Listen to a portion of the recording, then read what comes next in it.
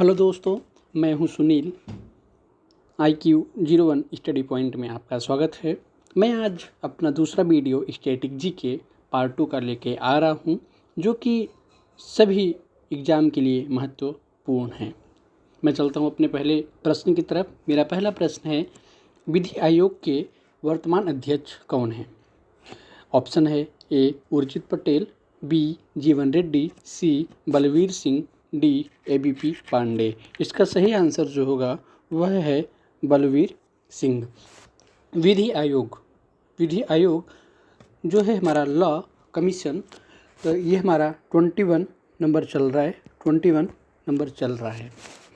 अब हम चलते हैं अपने अगले प्रश्न की तरफ। हमारा अगला प्रश्न है, ताइवान की पहली महिला राष्ट्रपति हैं। ताइवान की पहली महिला राष्ट्रपति हैं। ऑप्शंस है ए दिल्मा रूसफ, बी तसा इंग वे, सी एंजेला मर्केल, डी ओंग सैन सू की। इसका जो सही आंसर होगा, इसका सही आंसर है हमारा तसा इंग वे। ताइवान का कैपिटल है हमारा, ताइवान का कैपिटल ताइपे सिटी और इसकी करेंसी है new Taiwan dollar. New Taiwan dollar. अब हम चलते हैं अपने नेक्स्ट प्रश्न की तरफ। हमारा अगला क्वेश्चन है, निम्नलिखित में से कौन सी यूएनओ की आधिकारिक भाषा नहीं है? ऑप्शन है ए फ्रेंच, बी अरबी, सी स्पेनिश, डी जापानी। इसका सही आंसर होगा जापानी। यूएनए की कोई आधिकारिक भाषा नहीं है।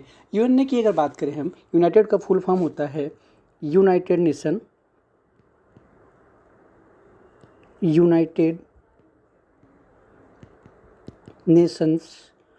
ऑर्गेनाइजेशन।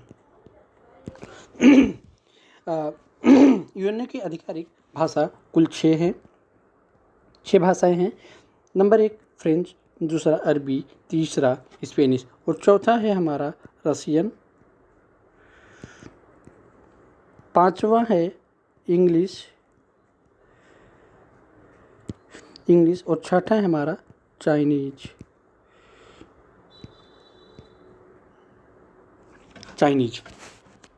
अगर हम इसकी वर्किंग भाषा की बात करें, इसकी वर्किंग भाषा हमारी 2 हैं। कौन कौन सी?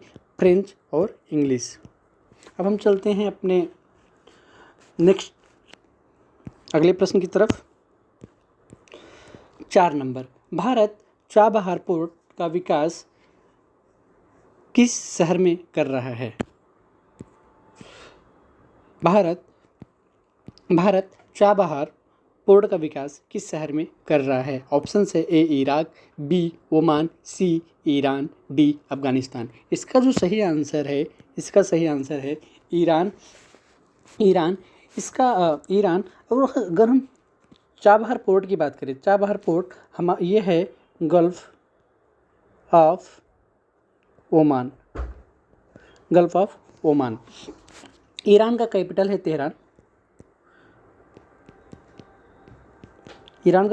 तेहरान। और ईरान में सबसे ज़्यादा केसर यहीं पर पाया जाता है। अगर इंडिया की बात करें, इंडिया में सबसे ज़्यादा केसर कहाँ पाया जाता है? JK यानी जम्मू एंड कश्मीर में। अब हम चलते हैं अपने नेक्स्ट प्रश्न की तरफ। हमारा अगला प्रश्न है, डेविड कप किस खेल से जुड़ा है? ऑप्शंस है ए क्रिकेट, बी मैदान में खेले जाने वाला टेनिस खेल, सी बैडमिंटन, डी टेबल टेनिस। इसका जो सही आंसर है बी मैदान में खेले जाने वाला टेनिस खेल। हम चलते हैं अगले प्रश्न की तरफ। कलपक्कम परमाणु ऊर्जा स्टेशन भारत के किस राज्य में है? ऑप्शन है ए आंध्र प्रदेश, बी कर्नाटक, सी तमिलनाडु, डी केरला। इसका सही आंसर जो होगा तमिलनाडु। कलपक्कम परमाणु ऊर्जा स्टेशन ये तमिलनाडु के अंदर है। तमिलनाडु में एक और परमाणु ऊर्जा स्टेशन है, उसका नाम है कुंदानकुलम।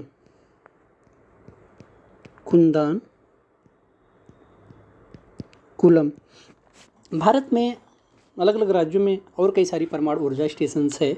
जो पहला जो है गुजरात के अंदर काकरापार परमाणु ऊर्जा, काकरा पार परमाणु ऊर्जा, यह है गुजरात के अंदर। और कैगा यह है हमारा कर्नाटक के अंदर। और अगला परमाणु ऊर्जा स्टेशन है तारापुर, यह है हमारा महाराष्ट्र मुंबई के अंदर। और नरौरा यूपी के अंदर है, ये नरौरा यूपी के अंदर देखने को मिलता है। और हमारा अगला जो है पोखरण परमाणु, यह है राजस्थान के अंदर देखने को मिलता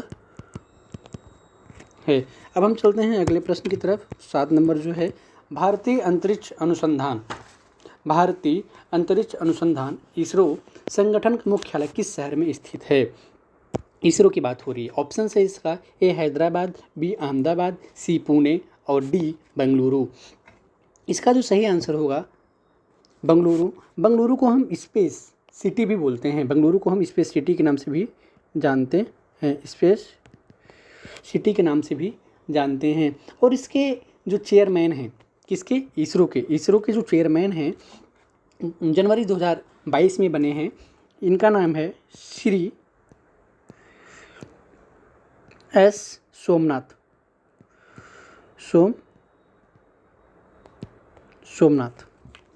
है ना। इसरो जो हमारा बना था ये 15 अगस्त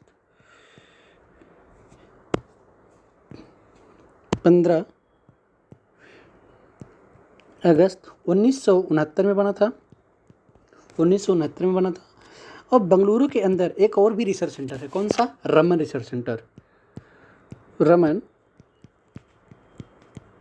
रिसर्च सेंटर भी देखने को मिलता है। यहाँ पे एक ऑप्शन है हैदराबाद। अगर हम हैदराबाद की बात करें तो हैदराबाद में और भी कई रिसर्च सेंटर हैं, जैसे कि नेशनल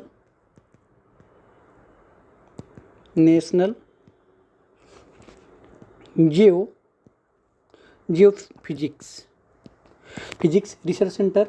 अगला है नेशनल इंस्टीट्यूट ऑफ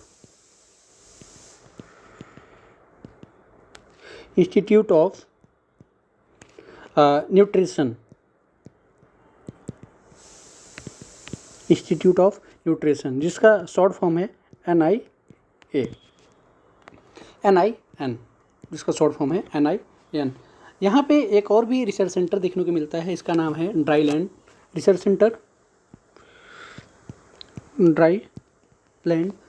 सेंटर है ना। अब हम चलते हैं अपने अगले क्वेश्चन की तरफ। भारत का भाभा परमाणु अनुसंधान केंद्र किस राज्य में स्थित है? इसका ऑप्शन है ए कोलकाता, बी कल्पकम और सी ट्रॉम्बे, डी नासिक। इसका जो सही आंसर होगा, इसका सही आंसर है सी ट्रॉम्बे, जो मुंबई के अंदर है। भाभा एटॉमिक रिसर्च सेंटर का फाइंड आउट कौन किया था पता है? हुमो जहांगीरी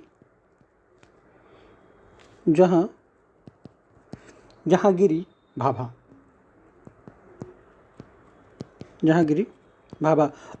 और इन्हीं के नाम पे ही हमारा भाभा परमाणु अनुसंधान केंद्र का नाम रखा गया। परमाणु अनुसंधान का केंद्र का नाम भाभा के नाम पर ही रखा गया। अगर हम बात करें भाभा परमाणु अनुसंधान केंद्र किस मिनिस्ट्री के अंतर्गत आता है, किस मिनिस्ट्री के तहत आता है? यह आता है हमारा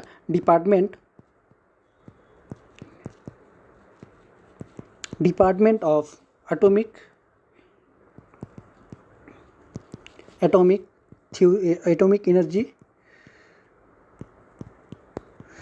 एनर्जी। और इस मिनिस्ट्री को देखता कौन है? PM। इस मिनिस्ट्री को देखता कौन है? PM। इस टाइम हमारे देश के PM कौन है? मोदी जी। अभी यहाँ पे एक ऑप्शन और हैं, कोलकाता। अगर हम कोलकाता की बात करें तो यहाँ पे भी कई सारे रिसर्च सेंटर देखने को मिलते हैं। जैसे कि रिसर्च सेंटर देखने को मिलते हैं, जैसे कि Saha institute of physics centre. कौन सा? Saha Saha Saha institute of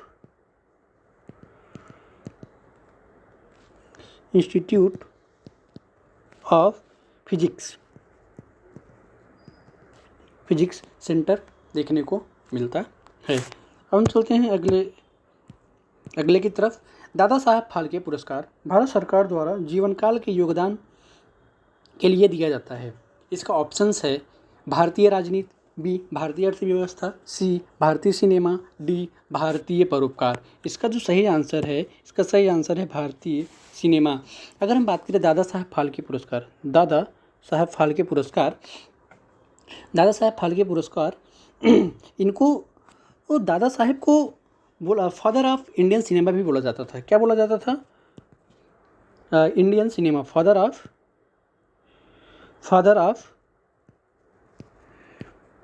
Indian cinema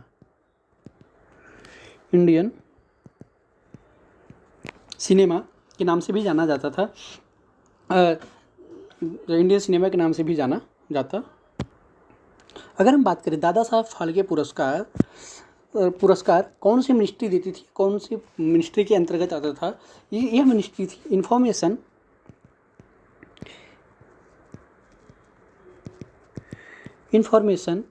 information and broadcasting ministry.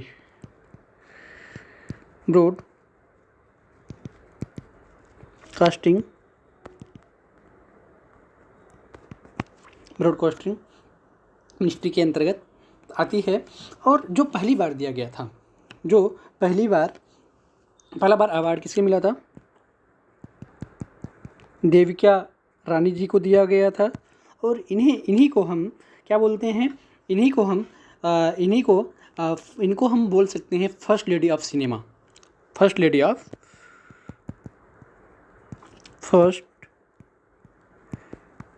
Of Indian cinema, है ना। अब हम चलते हैं अपने अगले प्रश्न की तरफ। स्टैच्यू ऑफ लिबर्टी किस शहर में स्थित है? स्टैच्यू ऑफ लिबर्टी किस शहर में स्थित है?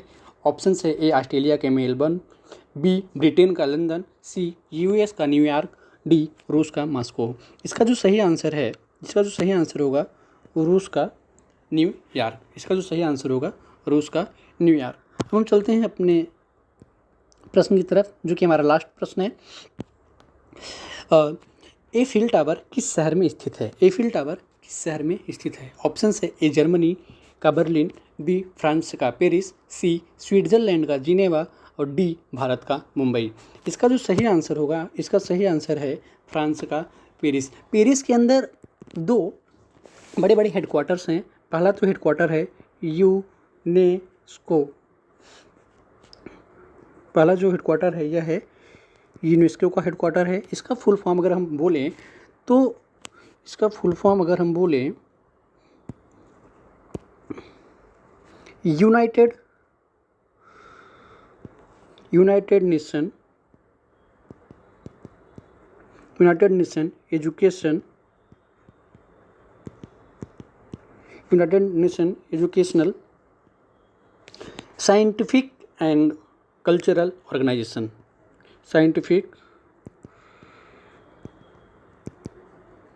Scientific and Cultural Organization. और इसका जो दूसरा हेडक्वार्टर है यह है OECD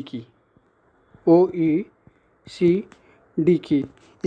इसका फुल फॉर्म है organization for economy, CO, operation and development, है ना। और organization for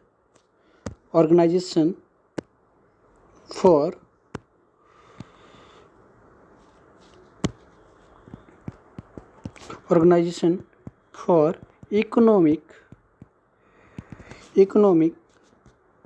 cooperation and development. आज का मेरा इतना ही था। मेरा वीडियो अगर पसंद आए तो उसे लाइक, शेयर एंड सब्सक्राइब ज़रूर करें। धन्यवाद।